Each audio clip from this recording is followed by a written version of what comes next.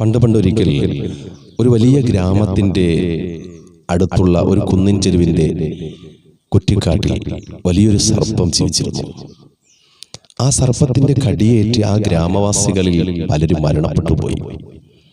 അങ്ങനെയിരിക്കെ ആ ഗ്രാമവാസികൾ ആ കുറ്റിക്കാട്ടിൽ പോകാത്ത ഭയമുള്ള ഒരവസ്ഥയിലേക്ക് മാറി.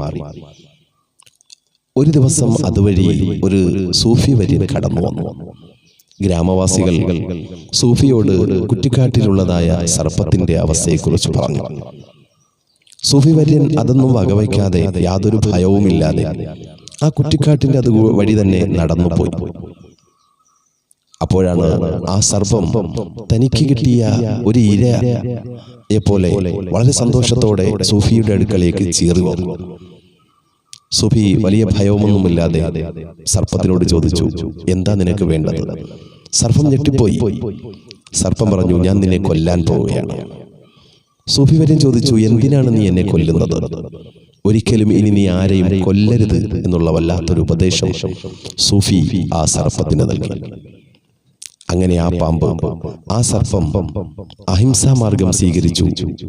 പിന്നെ ഒരു എലിയെപ്പോലും ഒരു തവളയെപ്പോലും തന്റെ വിഷപ്പടക്കാൻ പോലും കൊല്ലാത്തൊരവസ്ഥയിലേക്ക് ആ സർപ്പം മാറി. അങ്ങനെ ഗ്രാമവാസികൾ അവിടെ വളരെ നിർഭയമായി ജീവിച്ചു. അവർ കുറ്റിക്കാട്ടിലൂടെ നടക്കാൻ തുടങ്ങി.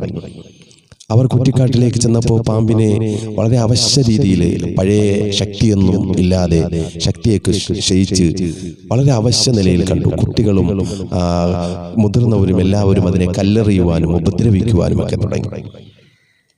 കുറെ നാളുകൾക്ക് ശേഷം സൂഫി വര്യൻ അതുവഴി നടന്നുപോയി. പാമ്പിന്റെ ഈ ഒരു അവസ്ഥ കണ്ട്, ആ ഒരു സർപ്പത്തിന്റെ ഈ ഒരു അവസ്ഥ കണ്ട് വല്ലാതെ വിഷമിച്ചുകൊണ്ട് സൂഫി വര്യൻ ചോദിച്ചു, എന്തു പറ്റി നിനക്ക് ഇത്ര ക്ഷീണിച്ചിരിക്കുവാനുള്ള കാരണം എന്താണ്?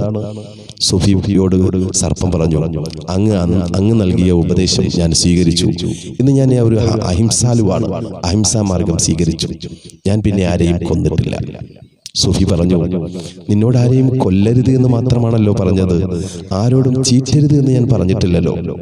അതെ, നമുക്ക് ദൈവം നൽകിയ നമ്മുടെ നൈസർഗികമായ കഴിവുകൾ അത് നാം പ്രകടിപ്പിക്കുക തന്നെ വേണം. ഇല്ലെങ്കിൽ നമ്മുടെ നാശത്തിന് കാരണമാണത്. നാം എപ്പോഴും ഒരേ ഇമോഷണൽ കഴിഞ്ഞാൽ പോരാ, നമുക്ക് എല്ലാം വേണം. സന്തോഷവും ദുഃഖവും കോപവും ഭയവും എല്ലാം വേണം. ഒരിക്കലും ഇവകളുടെയൊന്നും അടിമയാകരുത് എന്നത് മാത്രമാണ് നാം ശ്രദ്ധിക്കേണ്ടത്.